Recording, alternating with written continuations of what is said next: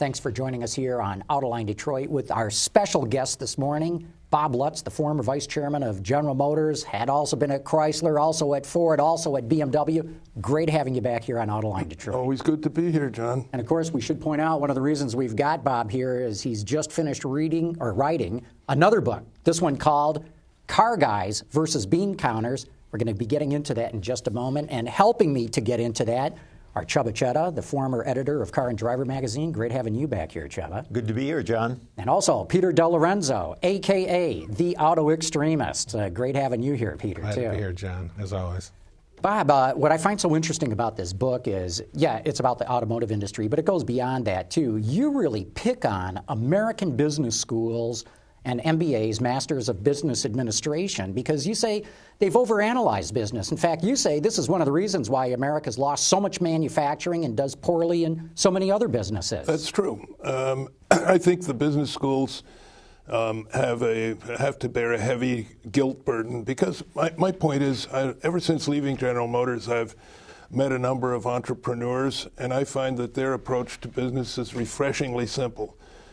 Come up with a significantly better product or service, manufacture it, and make sure that your revenues are higher than your costs. And that basically sums up the whole science of business administration.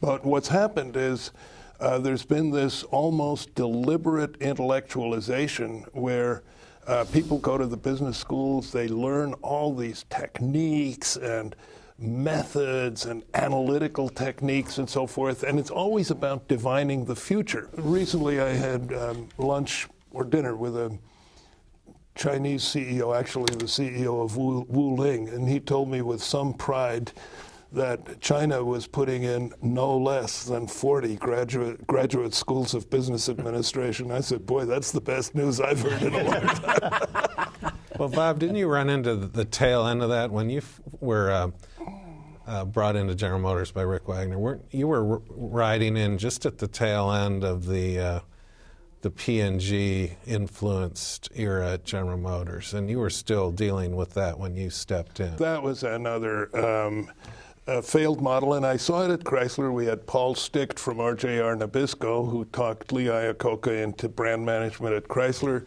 Joe Cullman of Philip Morris, was a board member at Ford, and he tried to talk HF2 and Lee Iacocca into brand management. And it is always a disaster because what these consumer product CEOs don't understand is that if you're a brand manager at Procter & Gamble and you're dealing with Crest or Oil of Olay or something like that, you want to try a new flavor or a new bottle or a new version. You want to, whiskey flavored Crest for the male market or something. You can get the chemist to whop you up a batch of 20,000 tubes. The packaging is cheap. Then you go to a test market like Skokie, Illinois, buy saturation, local TV coverage, put it on the shelves.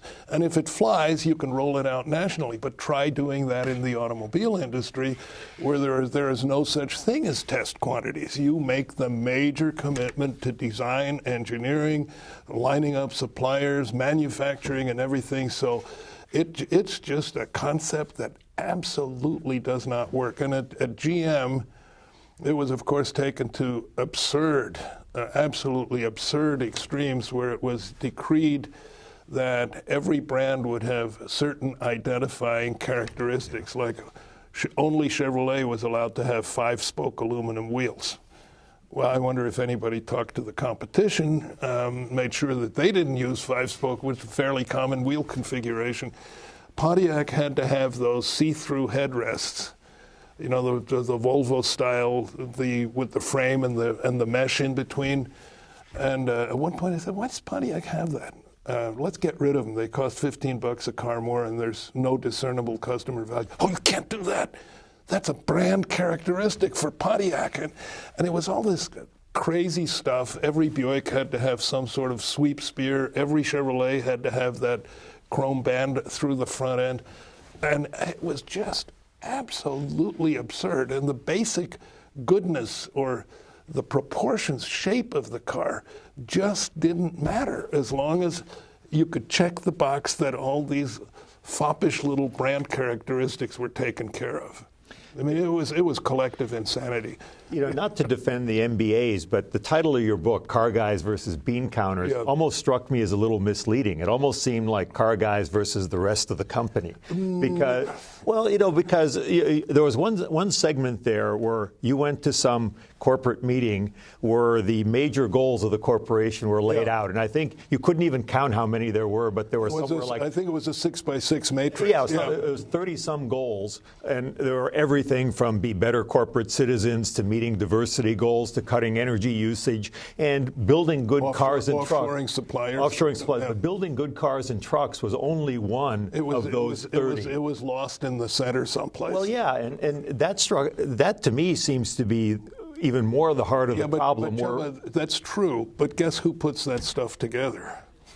The point is, bean counters to me aren't necessarily just in finance. It's everybody who is driven by hard analytical processes as opposed to common sense and a drive for excellence. Actually, bean counterism is worse in product planning than it is in the finance group. That's where you really have the hegemony of the numerical types with all of the. I mean, you had such stuff that somebody wanted to, at one point. There was a project to do a supercharged Escalade with 550 horsepower, and we'd charge another $10,000 for it. And then when planning does the analysis of whether we should do this, there was the volume number, which arguably, luckily that's a project we canceled when things went bad. But the volume number was credible. You know, I probably could have, in 5 minutes, written it down, and it would have been just as accurate. But then comes the substitution analysis. What other GM vehicles will this displace? And that's where it really gets ridiculous. There was something like 81 Corvettes in there annually. And I said, why would a supercharged Escalade take sales away from like a Corvette Z06? Oh, well, according to our model, there are people out there who simply want the most powerful and fastest car that General Motors builds. And if that's going to be an Escalade, then they will eschew the Corvette. I said, you know what? That's nuts. That is just plain nuts. And I don't mind if people generate that stuff, if it's a would you take, you know, this is what our resident intellectuals believe will happen. But the problem is this was the system that was locked in place, and it drove decisions. You seem to be a manager, too, who prefers simplicity and somebody who doesn't go looking around for a consensus from everyone else. Well, I like consensus because sometimes, look, none of us have a 1,000 batting average, including myself. And I think when it comes to product, my batting average is probably higher than most. It's probably 700 on 1,000, which still means that I have 30% bad ideas.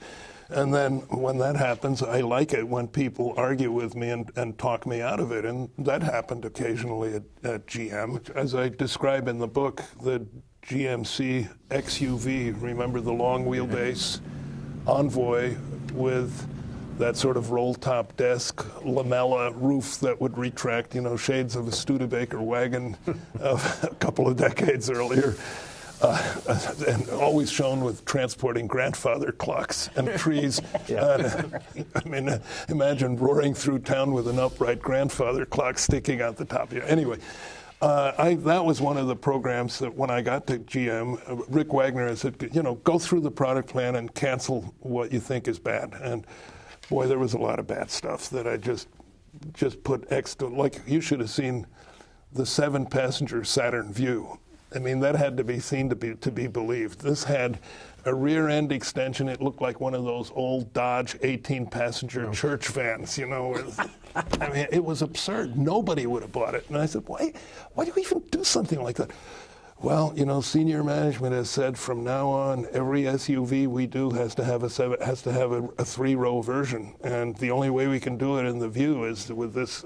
Anyway, canceled that, canceled a whole bunch of other stuff that was really ridiculous, and then we got to the XUV, and I said, let's cancel that because it is terminally ugly. It's going to be hard to build. I can't see very many people finding a use for this, but there was also an edict, a metric. It was metric. 40% of the products had to be innovative. So this accounts for stuff like the Aztec and the XUV and stuff that were answers to questions that nobody asked. And the XUV, and the VLE said, look, before you do this, let me sit you down with our product planners. And I sat down with the product planners. And for the next 40 minutes, I was treated to an endless PowerPoint presentation showing usage patterns of trucks and et cetera, et cetera, et cetera. And that this was going to do 90,000 units for absolutely sure. Actually, they thought like around 120, but 90 would be fine. And if I canceled it, the second assembly plant would be underutilized, and then the resulting fixed costs would be spread across the rest of the product line, decreasing their profitability. And finally, it was, for want of a horseshoe nail, the whole battle was lost. So I finally said, well, look, and I was new, and I must say somewhat intimidated by the sheer intellectual power of so many. And boy, you want intelligent people. I mean, GM is loaded with them. And too many, I think, because common sense sometimes gets left aside. So finally I said, well, who am I? I've only been here 3 weeks, and if you're so convinced and so forth. And we finally went ahead. It was a terribly difficult program, water leaks, motorcycling, sensors, and so forth. I mean, it was hard to execute. And very expensive. And at the end of the day, we sold 13,000 and shut it down. So that was one where I should have said, I'm not listening to this. We're cutting this baby. But you can't, no single individual is going to be successful over time with that management without making some catastrophic mistakes. Now, a guy who habitually rules by fiat is Ferdinand Piëch. And he made some whoppers, too. Yeah, the chairman of Volkswagen, right? Or chairman of the supervisory board. Yeah, chairman of the supervisory board. And he's still pretty active in... Very much so. And he's an absolute despot. And nobody dares argue with him. And that explains stuff like the Volkswagen Phaeton, which was not a happy program. But it was his personal vision that Volkswagen... Audi was going to go after BMW, and Volkswagen's role was to go after Mercedes-Benz. Yeah. So that tough one. Yeah, I'll say. In your book, you talk a little bit about GM's history and how it got to the problem area. But I'm still puzzled by, whether it's bean counters or car guys. GM had as much as 45% of the U.S. market as recently as 78. And from there, for the next 30 years, the share was on a straight line decline, bottoming out around the 18% area. Now, whether you're a car guy or a bean counter, smart or dumb, how can you be on the board of a company and just watch this and not do anything about it? I mean, first of all, it's staggering. The board did do something about it. Remember with Lloyd Royce and Bob Stempel, they removed both of them. John Smale became a non-executive chairman. He was the Procter & Gamble brand management guy, and he put Jack Smith, a very able executive, in as president and CEO. And so the board did act. But the board members are not automotive specialists. They're they don't know anything about the business. They get involved with the business maybe a day and a half per week. I would say a large percentage of them don't drive American cars anyway, so they sort of view it with detached amusement or bemusement. And they say, well, how do we know this next one? How do we know the share is going to go up? And then they're treated to one of the 40-minute PowerPoint presentations that shows this time it can't fail. And of course, then the next time it failed. But if you're a board member, and I accept your scenario, but then that management change occurred in the early 90s. Yeah. So come 96, you're still on the board and you say, well, gee, you had predicted the share was going to be here and it's actually here. Yeah. So, you're gone. At that point, I mean, you think some sort of serious, if not panic, but some note that we really need to do something serious would be afoot, and it didn't seem to be. No, it didn't. And in retrospect, you tell yourself, well, maybe the board should have gotten some outside advisors and do an analysis of the business and the management and the product. I mean, they might have come to me, and I was retired. I would have done a scathing report on what's wrong. But you talk about the decline from the late 70s. It was you really have to, and I say that in the book, the U.S. government bears heavy responsibility with the passage of the original CAFE legislation, which was a fleet corporate average, which the Japanese lobbyists helped push through. A more intelligent approach would have been a category-based. Every category of vehicle has to improve 15 or 20%. It's what we have now, actually. Yes, the most which recent is law. The absolute numbers are ridiculous now, but the approach of having every category. By the way, the Japanese manufacturers were terribly opposed to this. Is let's just have a larger fleet average, okay? Well, the government didn't bite twice on that because we were wide awake this time. But with the fleet average CAFE, since we were the purveyors of basically large rear-wheel drive V8 cars that the American public liked at 65 cents a gallon, was roughly 1/4 what the rest of the world paid. We had to tear up the entire product portfolio, soup to nuts, everything. Look at Chrysler. Went from being a full-line producer to basically doing 4-cylinder K cars that you could have with various bodies and various wheelbases. So we had to abandon the territory that had provided our profitability, and the Japanese, with years of CAFE credits already under their belt and comfortably on the good side of the average, they were able to expand upwards. I mean, the whole thing was, if you wanted to design a program to destroy the domestic industry and hand it to the imports, they couldn't possibly have done better. And then, of course, we lost it on quality. But before that, in the 30s, 40s, 50s, and 60s, there was nothing wrong with American quality. In fact, many Europeans and people in Asia didn't trust the domestic luxury brands, and it was not uncommon to see people drive large Buicks or Cadillacs or Chevrolets because that's where the reliability was. And we lost it. We really lost it with CAFE legislation. But there was also, as I point out in the book, there was plenty of management incompetence thrown in. Let's go back to the board a minute, because I'm fascinated by that aspect. And I've often wondered if one of the disadvantages that American businesses face is they've got to close the books every 3 months. Got to have that quarterly report. As you well know, European companies, Japanese companies, in fact, rest of the world companies report maybe twice a year and don't give out nearly as much information in their financial reporting. You can argue the pros and cons on that, but it seems to me American business is way too focused on getting the share price up, stock share, not market share. And closing the book every 3 months seems that it's hard to get long-term planning out of that kind of a model. Well, that too. And the other thing is it's hard to have a global strategy when you report profitability by region, because you'll get sub-optimization. An example, when Chrysler had the Diamond Star joint venture with Mitsubishi, Europe had imposed limits on Japanese cars. And Mitsubishi said, we would like to shift some of the production in Diamond Star to Colts for export to Europe. And since we were a 50% partner, we could see what the profitability was and said, well, why do you want to do that? You're going to lose money. And they said, oh, yeah, we'll lose money at Diamond Star because we got to get them to Europe. Europe has an 11% tariff plus a 20% VAT. So the lower we can get the going-in price, the more competitive we are in the market.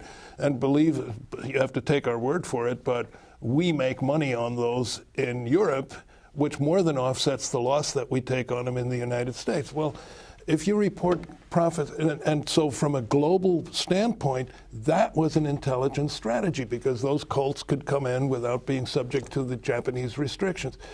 If you run the business globally, that was an extremely smart business decision. If Mitsubishi had reported profits locally, like United States versus Europe, that never would have happened.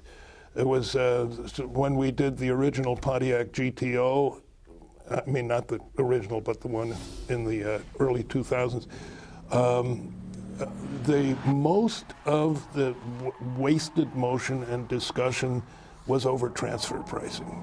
And I said, it's wooden nickels, guys. It's all General Motors. Oh, no, oh, no, no. General Motors was a holding company which aggregated the profits of 4 regional automobile companies. So this, I've been bitterly opposed to this, as opposed to reporting automotive results globally the way Toyota does. This regional breakdown is nuts, but it's there. But you're right. There's way too much of a short-term focus, and way too much. And this is the whole thesis of the book. Way too much of a focus on generating a set of financial goals and then subordinating everything else to those financial goals. And if you say, well, we'd like to do this product much better, yeah, but does that fit into the big picture of where we have to go? Because if once that future financial analysis and the cash flow analysis and where will we be in 2 years, or this year, next year, and in 5 years, if I were to add cost to a car to make it better, the volume numbers wouldn't change. It's called the constant volume concept. But I'm deteriorating the margin because the selling price doesn't change either. That's all locked in concrete. And it wasn't until I was able, with a great deal of difficulty, to break through that and tell the finance people, look, let me put 500, suppose I put 500 per car in. Oh, we can't let you do that. It's going to deteriorate the margin. I said, hear me out. What's our average incentive cost right now? $4,000. Okay.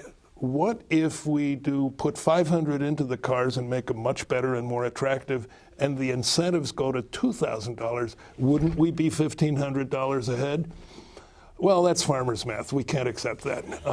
We have to run the business by the numbers. I mean, that stuff is insanity. These are people who are prisoners of a stupid analytical system which prevents them from doing the right thing. But how do you answer? And real quick, we're at the very end here. Well, it's a tough question, but you were a unique guy at GM. You came in with this product ability. You were brought in by the chairman. You had tremendous power. Yeah. Well, if you're trying to figure out how to run a company, you're trying to figure out a method by which we can run the company if we don't have a Bob Lutz or we don't have a Steve Jobs at Apple. As I said, keeping Bob Lutz is not a long-term strategy. Well, that's exactly right. So, MBAs are trying to come up with a system in order to produce results going forward without having to count on the brilliant guy on the white horse. So how do you do that? Well, I think GM has it figured out, and I really thank Ed Whitacre for that, because in one of Ed Whitaker's policy group meetings, he said, we need a mission statement for GM. And I thought, oh boy, here we go. It is the mission of General Motors to be a good corporate citizen, provide value to shareholders while respecting diversity, and all of that. You've read the average mission statement that fills a page. And somebody started with something like that, and he said, I'm not interested in that.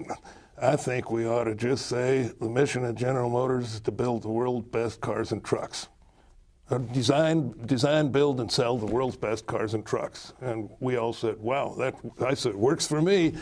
And that is embedded now. And I think one of the happy things about General Motors now is that whether you're looking at Dan Ammann or Dan Ackerson or Selim Bingle or Mary Barra, they're all relative newcomers. Mary, of course, been in the company, but new to product development. And they very simplistically ask me, So what was the problem before you got here? I said there was not a focus on excellence and customer value. It was the prime focus was on individual metrics, sub-goals, targets, timing goals, material goals, bill of materials reuse goals, et cetera, et cetera, et cetera. And nowhere was there the prime emphasis on doing great cars. Now, absolutely, a company like GM, Ford, Chrysler, any large company needs finance people, but they are the brakes, whereas the creative people are the engine. And if you have all brakes and airbags and no engines, you're going to have a car that can't get out of its own way. Safe, but and if it's all engine and no brakes, then that's not good either. So to me, it should start with the creative process, where the creative people put a vision out there of a spectacular car. And then you analyze it and say, well, is this affordable? Gee, no, we can't afford an all-new architecture for that. Well, could we do it? Could we do 90% of it off of an existing architecture? Yeah, we wouldn't have to change the proportion that much. And so then it becomes a give and take. But you start with the object. You start with the lust object. And then you optimize and make it realistic. Whereas at GM, it was backwards. It started all with numbers, definitions, dimensions, and then it was handed to design and say, here, put a wrapper on this for us. And they couldn't. And there, you've just gotten a complete summary of car guys versus bean counters, because that captured it, that very last statement that you made. But Bob Lutz, thanks so much for coming on Autoline Detroit and talking all about it. Very fascinating discussion there. Thank you. Good to be here. Csaba, Csere, Peter De Lorenzo, thank you guys for being here too, and thank all of you for tuning in.